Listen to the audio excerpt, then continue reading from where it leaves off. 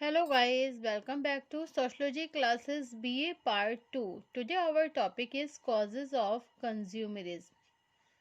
Okay आज का topic है हमारा उपभोक्तावाद के कारण.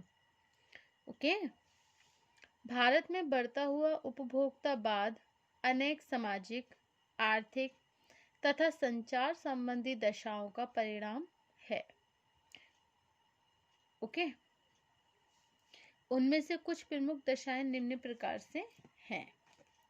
नंबर 1, नगरीय संस्कृति का आकर्षण. ओके नंबर 2, उपभोग की आदतों में परिवर्तन. नंबर 3, संयुक्त परिवारों का विघटन. नंबर 4, टीवी कार्यक्रमों का प्रभाव. नंबर 6, उत्पादकों के स्वार्थ. नंबर 6, आकर्षक विज्ञापन. नंबर 7, ऋण की सुविधाएं. Okay so these are the all points of causes of consumerism. Okay तो नंबर 1 है उपभोग की आदतों में परिवर्तन.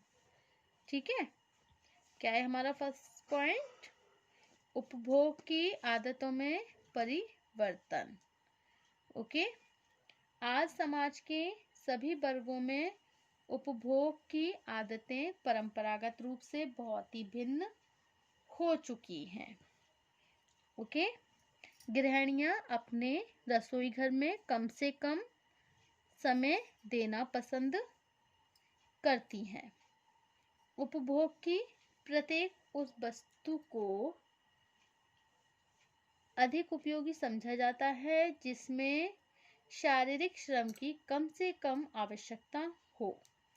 उपभोग का संबंध आवश्यकता से उतना नहीं है जितना कि प्रदर्शन से.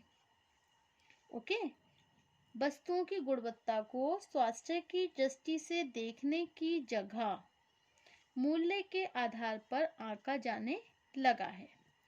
सामान्य धारणा यह है कि जो वस्तु जितनी महंगी होती है वह उतनी ही अच्छी और उपयोगी भी होती है. ओके यदि एक ही दुकान या स्टोर से उपभोग की सभी वस्तुएं प्राप्त हो जाएं तो उपभोक्ता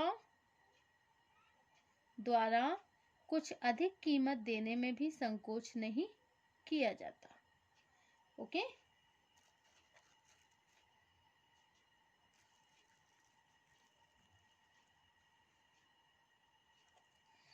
अब नेक्स्ट है आपका टीवी कार्यक्रमों का प्रभाव. ओके क्या है? टीवी कार्यक्रमों का प्रभाव. भारत में सन 1990 के बाद निम्न और मध्यम आय वर्ग के परिवारों में टेलीविजन को एक अनिवार्य आवश्यकता के रूप में देखा जाने लगा है. ओके विभिन्न चैनलों पर टीवी द्वारा जिन कार्यक्रमों को दिखाया जाता है वे इतने काल्पनिक और आधुनिक प्रकृति के होते हैं कि अधिकांश लोग इन कार्यक्रमों को या फिर इन कार्यक्रमों से संबंधित पात्रों द्वारा उपयोग में लाई जाने वाली वस्तुओं को अपने लिए ही आदर्श मानने लगते हैं. वस्तुओं के उपभोग के प्रति सामान्य गृहिणियों और युवा वर्ग की मांगों में होने वाला परिवर्तन बहुत बड़ी सीमा तक इन कार्यक्रमों से प्रभावित होता है. हम यह भूल जाते हैं कि यह कार्यक्रम उन लोगों के जीवन से संबंधित है जिनका जीवन अत्यधिक संपन्न और आधुनिक होता है. ओके अब नेक्स्ट पॉइंट है हमारा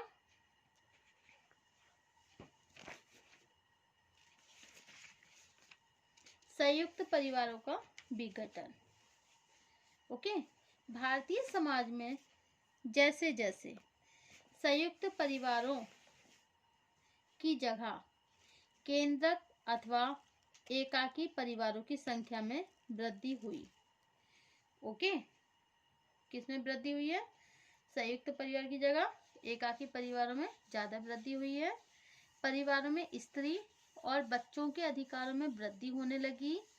स्त्रियां और बच्चे घर से बाहर दूसरों को जिन वस्तुओं का उपभोग करते हुए देखते हैं, उन्हें पाने के लिए अपनी इच्छाओं को बढ़ाने लगते हैं। मतलब उनकी इच्छाएं बढ़ जाती हैं।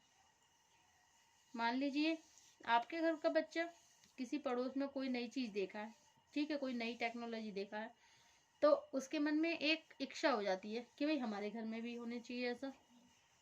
ठीक है, अपने साधनों के बाहर जाकर भी स्त्रियां उन वस्तुओं को प्राप्त करने का प्रयत्न करने लगती हैं। उपभोग की वस्तुओं का संबंध फैशन के तरीकों से होने के कारण इनकी प्रकृति जैसे जैसे बदलती रहती है, उपभोक्तावाद की समस्या उतनी ही गंभीर होती जाती है। Okay, is that clear?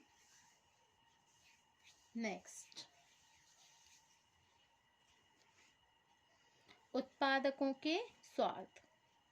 वर्तमान युग में सफल उत्पादक वे लोग होते हैं जिन्हें उपभोक्ताओं की मानसिकता, इच्छाओं और आवश्यकताओं की अच्छी जानकारी होती है। इसी के अनुसार वे लगातार ऐसी वस्तुओं का उत्पादन करते रहते हैं जो उपभोक्ताओं को अपनी ओर आकर्षित कर सके।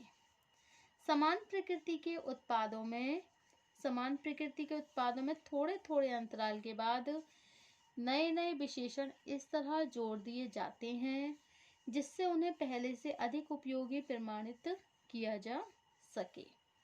इसके फलस्वरूप उपभोक्ता वस्तु की अधिक कीमत देकर भी उसकी ओर आकर्षित होने लगते हैं। ओके, अब नेक्स्ट है आपका आकर्षक विज्ञापन। आज का युग देखिए विज्ञापन का युग है। विज्ञापन का प्रसार, मतलब विज्ञापन जो है आप देखिए इनका प्रचार ना ज्यादा से ज्यादा होता है। ठीक है, विज्ञापन प्रचार का एक ऐसा साधन है जो पहले से ही साधारण बुद्धि के लोगों को सोचने की क्षमता को समाप्त कर देता है। मतलब साधारण बुद्धि के जो लोग होते हैं ना, उनकी सोचने की क्षमता को समाप्त कर देता है। जब बड़े बड़े अभिनेता, कलाकार, खिलाड़ी, लोकप्रिय व्यक्ति एक विशेष वस्तु के उपयोग को अपनी सफलता का राज बताते हैं, तो सामान्य लोग उस वस्तु के प्रति सरलता से आकर्षित होने लगते हैं। और नेक्स्ट पॉइंट है आपका ऋण की सुविधाएं। ओके, वर्तमान युग में सभी बड़े बड़े बैंक और वित्तीय संगठन उपभोग की विभिन्न वस्तु जैसे टीवी है और रेफ्रिजरेटर है, एयर कंडीशनर है, स्कूटर है, कार है, सीडी प्लेयर है, कंप्यूटर है, फर्नीचर है, घरेलू साज सज्जा के उपकरण हैं आदि के लिए कम ब्याज पर ऋण की सुविधाएं प्रदान करने लगे हैं। इससे सामान्य आजीविका उपार्जित करने वाले परिवार भी अपनी आर्थिक स्थिति को भूलकर इन वस्तुओं का उपभोग करने लगते हैं। नेक्स्ट टॉपिक है नगरीय संस्कृति का आकर्षण। नगरीय संस्कृति व्यवहार के कुछ विशेष तरीकों पर आधारित है। दूसरे के सामने अपने आप को अधिक आधुनिक और संपन्न दिखाना, बच्चों की सही और गलत सभी मांगों को पूरा करना, समय समय पर वेशभूषा में परिवर्तन करते रहना, सामाजिक आयोजनों के अवसर पर अपनी आर्थिक स्थिति को ऊंचा करके दिखाना और भौतिक क्षेत्र में अपनी उपलब्धियों को सिद्ध करना इस संस्कृति की प्रमुख विशेषताएं हैं। ओके, अब नेक्स्ट पॉइंट है आपका उपभोक्तावाद के परिणाम, कॉन्सिक्वेंसेस ऑफ कंज्यूमरिज्म। ओके, समाज में बढ़ते हुए उपभोक्तावाद के कारण अनेक नई समस्याएं सामने आई हैं। सामाजिक आर्थिक विकास में इसका विशेष योगदान भी माना जाता है। मतलब उपभोक्तावाद के कारण अनेक नई समस्याएं सामने आने के बाद भी सामाजिक आर्थिक विकास में इनका विशेष योगदान माना जाता है। इसका तात्पर्य कि उपभोक्तावाद के परिणाम अनेक लाभों और हानियों के रूप में देखे जा सकते हैं। ओके, जहाँ तक उपभोक्तावाद के लाभों का प्रश्न है, वस्तुओं का अधिक से अधिक उपभोग करने की प्रवृत्ति में नई नई वस्तुओं का उत्पादन बढ़ता है, जिसके फलस्वरूप देश का आर्थिक विकास होने लगता है। उत्पादन में होने वाली वृद्धि से रोजगार के अवसरों में भी वृद्धि होती है। ओके, कुछ समय पहले तक लोगों की जो बचत अनार्थिक रूप से घर या जेवरों के रूप में रखी जाती थी, उस आय का बड़ा हिस्सा बाजार में पहुंच जाने से अर्थव्यवस्था मजबूत बनने लगती है।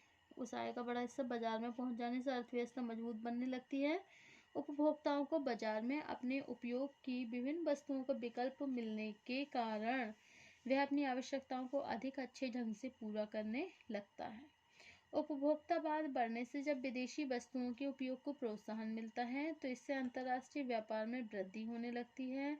आज वैश्वीकरण ग्लोबलाइजेशन को प्रोत्साहन देने में उपभोक्तावाद का भी विशेष योगदान है। ओके, सच तो यह है कि आज सामान्य व्यक्ति का जीवन पूरी तरह बाजार और उत्पादकों के अधीन हो गया है। यही कारण है कि अब विभिन्न देशों में जो सरकारें हैं वो भी उपभोक्ताओं के हितों की रक्षा के लिए अपने को एक प्रमुख दायित्व के रूप में देखने लगी है। ओके, अब नेक्स्ट जो हमारा पॉइंट होगा वो होगा उपभोक्ता संरक्षण, consumer protection. Okay, so thank you for watching my YouTube channel. Thank you so much guys.